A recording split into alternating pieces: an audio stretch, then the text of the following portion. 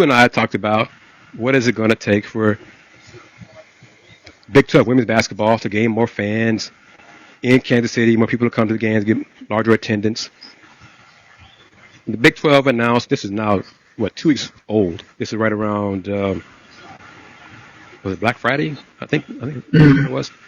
Announced for the first time the league will offer tickets for a weekend-only ticket package for the 2025 Big 12 Women's Basketball Championship, which is in Kansas City, T-Mobile Center. It runs from March 5th through 9th or 10th. So it'll be on Monday, the 10th, if BYU women's team advances to the championship game. Because so they have to take Sunday off. They don't play on Sunday. Mm-hmm. I doubt BYU will get there, but who knows? I know one Cougar team won't get there for sure. But I digress on that. But tickets are on sale for this first of its kind offer, see what I did there, by the league, and can be purchased at Big12Sports.com.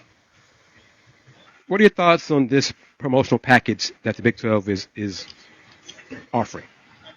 I mean, you want to try something to get attendance, but it's just hard because if you want to make it a family event, if your kids aren't on spring break, you're not going to take them out of school for an entire week to come to Kansas City.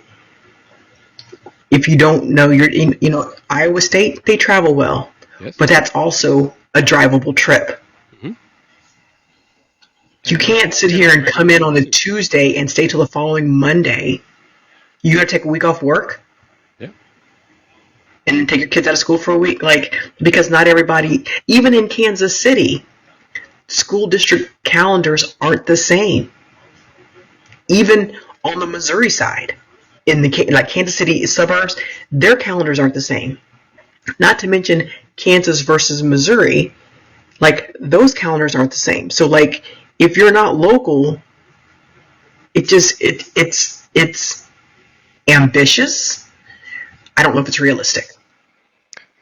Fair enough. So is it because, and there's the last note of it, all 16 teams will participate in the championship with the top 4 finishing teams in the league's regular season standings receiving a double bye into the quarterfinals, while teams that finish the 5th through 8th will receive 1 bye into the second round.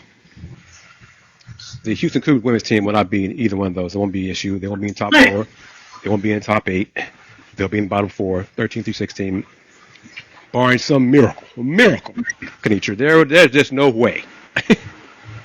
They're down to 7 players and a walk-on. They're 3-7. Morale is kind of iffy because they're struggling. Injuries are piling up.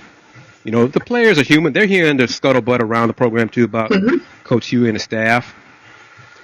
So I wish them well, but in these final moments of this edition of the to the fast pass or whatever. You're trying to promote it and get them to buy it, but you don't. Conference play hasn't even started. So how do you even know where your team, are they going to finish in the top 4? Are they going to finish in the middle? Are they going to finish, so number one, if they finish, top 4, so they get double bye. So why would you buy? You have to be a hardcore basketball fan to come watch not your team play. Number 2, if your team is playing early the first day, in all likelihood, they won't be playing 5 days later. Very true. Great point. So that's the things, you want someone to come and stay for the duration. It's not realistic to think that, okay, you just have these diehard basketball fans, because at the same time, what about if your team is successful, the upper echelon of Big 12, they'll probably go in NCAA tournament. You might want to go support your team in a really good location, a chance to go to UConn or to go to Columbia, South Carolina. I don't know. So then the flip side of that, the counter to that, is why do more fans do that for men's hoops in the Big 12? It's different. Um, it's different, as much as we want to champion women's sports, there is a difference in attendance, men versus women, and it's not isolated. It's not just a Big 12 issue. Fair enough. On that realistic note, it is reality. It's disappointing, but it is reality.